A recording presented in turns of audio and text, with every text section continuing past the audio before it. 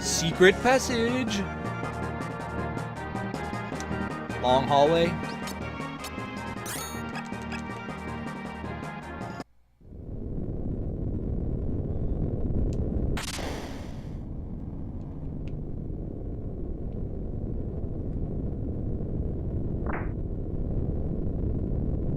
Strabo?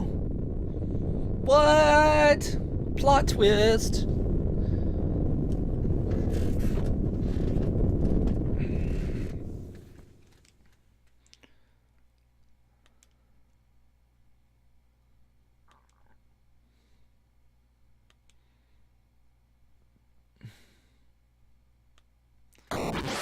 So, Strabo, secretly resented Orsted. He was in... I don't know, they never explain this, but they don't know if... I don't know if they had... him and Alicia had a thing, and that was interrupted by the tournament, Orsted winning the tournament. But I feel like this whole thing could have been resolved if Strabo just talked to Orsted. And not only that, but him going and saving Alicia, which he obviously did because he's at the top of the mountain here. Like, the whole killing the king thing was entirely unnecessary.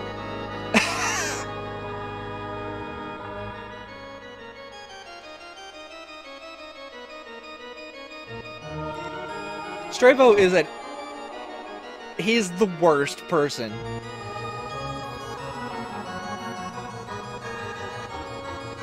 But, like, all Strabo had to do is come back and say, I've saved the princess. And the princess would have been like, I would rather marry Strabo. Orsted would have probably been fine with that. Like, we have fallen in love.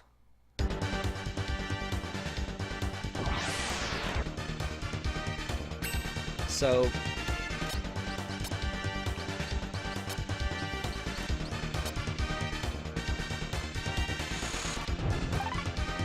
bye, Strabo.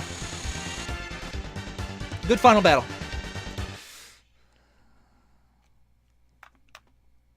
Good hustle.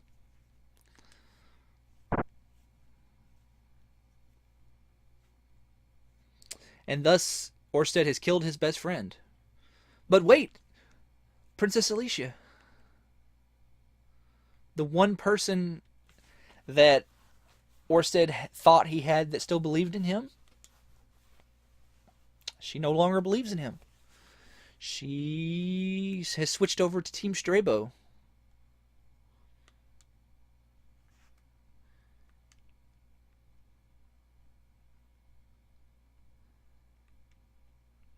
And, like, this is where it's kind of unclear. Did Alicia and Strabo have a thing before the tournament, or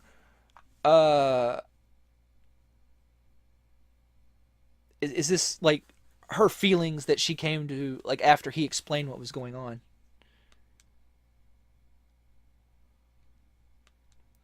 I get the feeling that, like, she wouldn't have done this if it was just, like, a thing.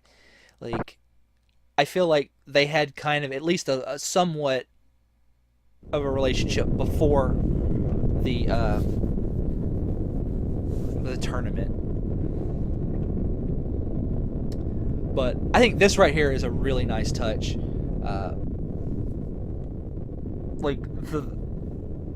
You'll see it in a second what I'm talking about. So all of the protagonists in classic JRPGs are silent. You know, silent protagonists. That's it.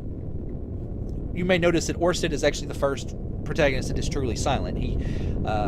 Even Cube makes noises, but Orsted never utters a sound because he's the protagonist. So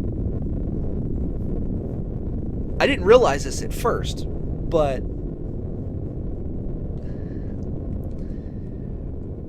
when all of this builds up and he no longer has that one person to believe in him anymore.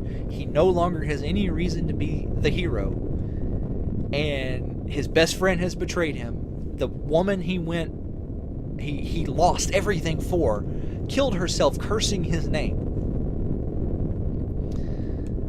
And he no longer has that. He doesn't have anybody who believes in him. Everybody thinks he's the king of demons. Everybody thinks the worst of Orsted. What does he do?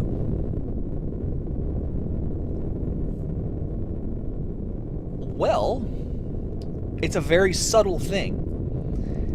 And when I realized what was going on, it made me really... I thought it was really neat. It's like I said, it's a small thing, and it's very subtle. But, like I said, when all this stuff boils over, what does Orsted do?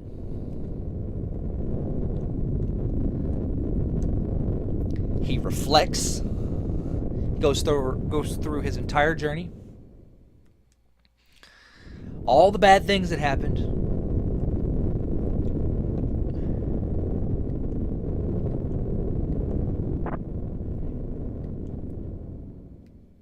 and then he speaks, because he's no longer the protagonist.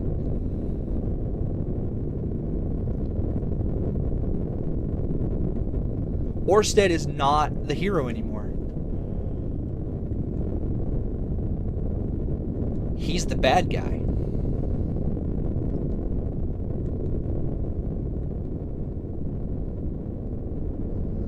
Orsted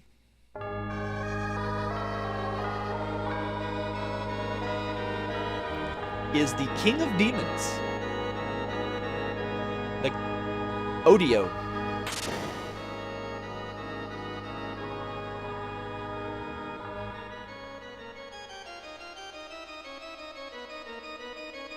Like I said, it's a very subtle shift that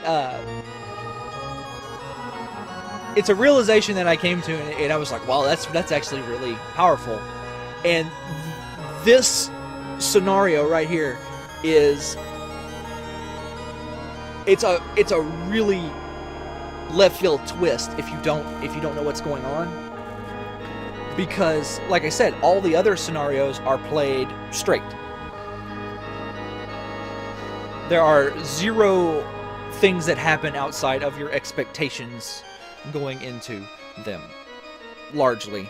And you go into this one and you expect it to be just a JRPG trope fest.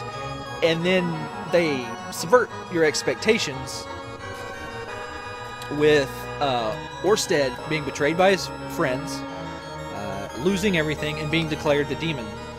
And then he says, screw humanity, I will be the bad guy then.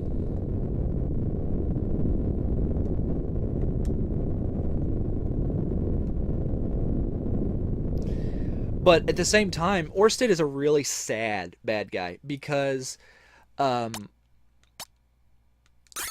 he...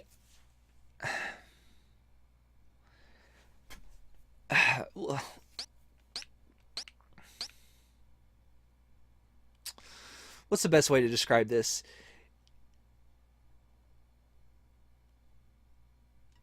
He's first of all, he's a successful bad guy. He kills everybody in the Lucretia Kingdom. He kills everyone. Everyone's dead. But he still, I guess he feels the need to validate himself, so he sends alternate versions of, he takes control of alternate versions of his self and causes the events in the other chapter. Like, he sees these people that they're heroes. They are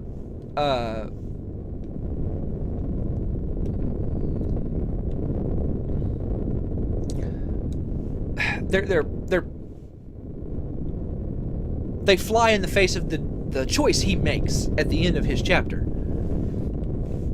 Like, they went under great adversity and they came out with a different answer than he did. So we are in the final chapter. You pick one of the heroes, and if you pick Orsted, you actually get a different final chapter than if you had picked anybody else. And all this chapter is Orsted taking control of the final bosses and finding the protagonists and winning. So we will do this as the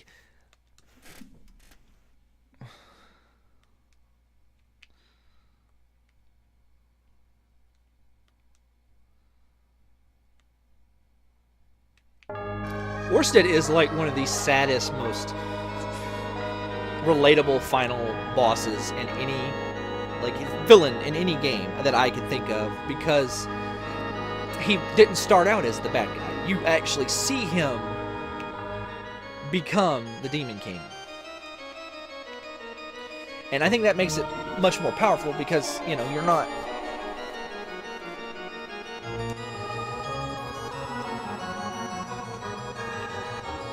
So...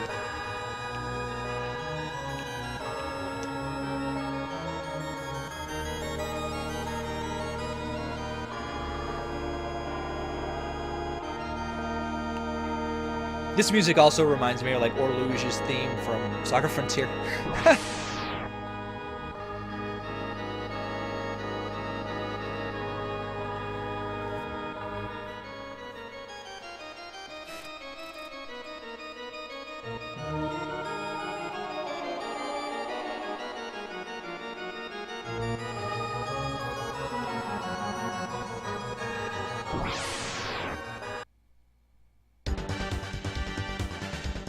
Alright, so now we are... Let's see, we want to do... I think we want to move here and then kill her.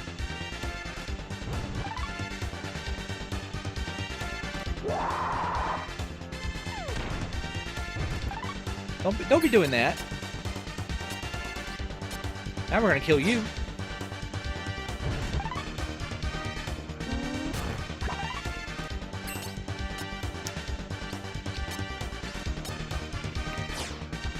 And if you take too much damage in these battles, you actually get a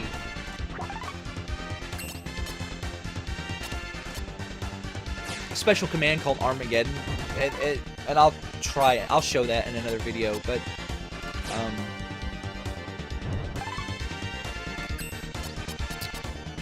what it does is you get a null ending where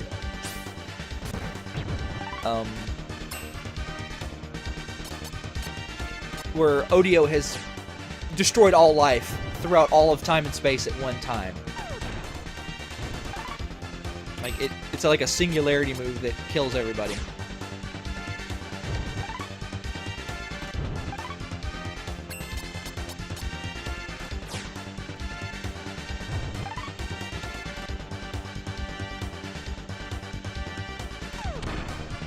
Alright then, you.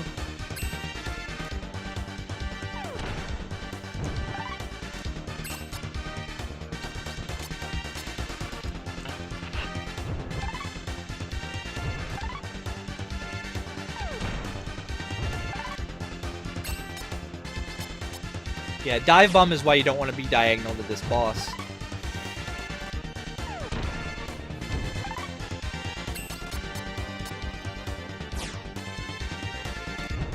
And now everybody died.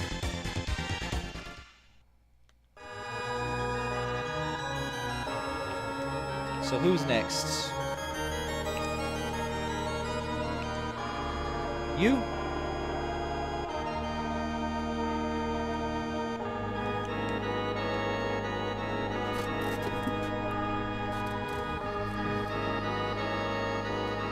I think this is actually, no, it's not. Okay. This is who I wanted to be.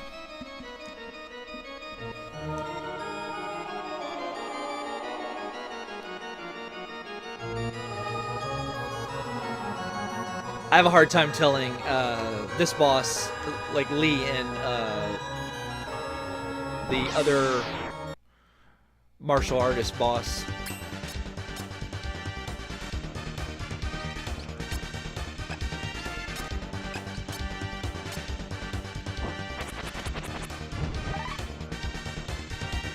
Nice poison.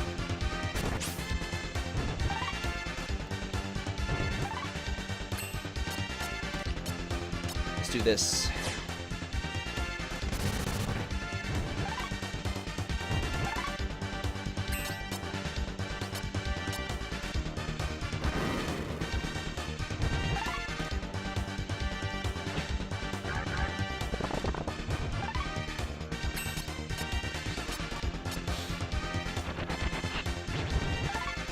Didn't even get a chance to use her ultimate move.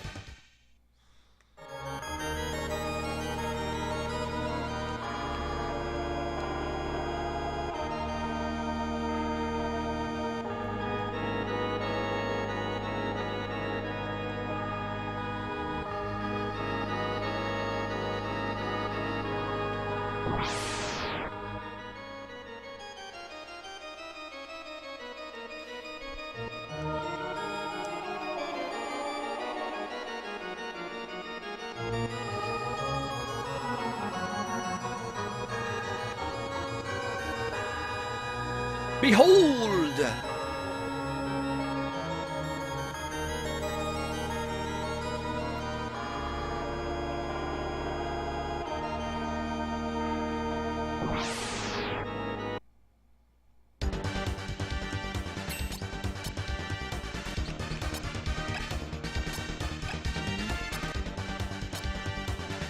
Let's use this.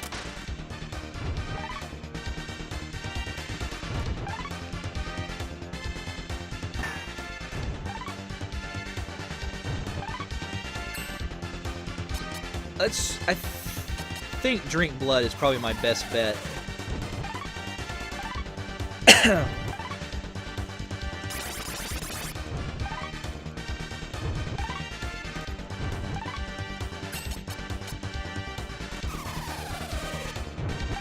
Fortunately, the computer is not very good at controlling the heroes. And I'm not 100% sure, but I feel like the heroes you fight in this sequence, they're actually weaker than the heroes that, you know, you actually control.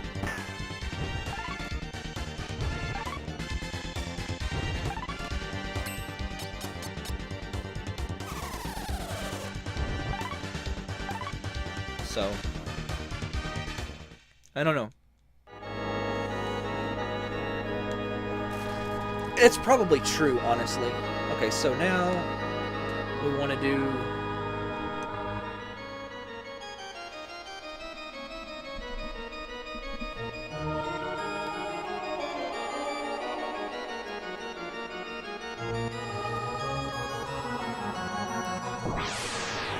Now I'm a horse.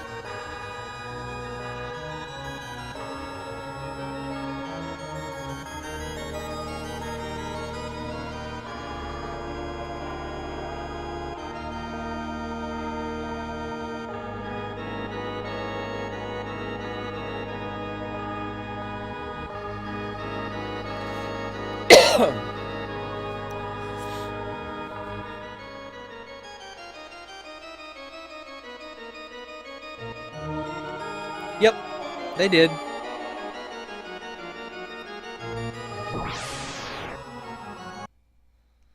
So now I have the powerful Gatling gun. Let's see.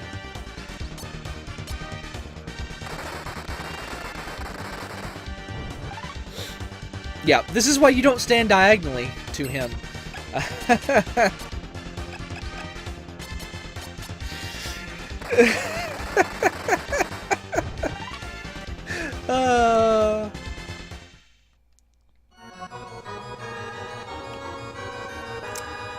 Alright, so now we do the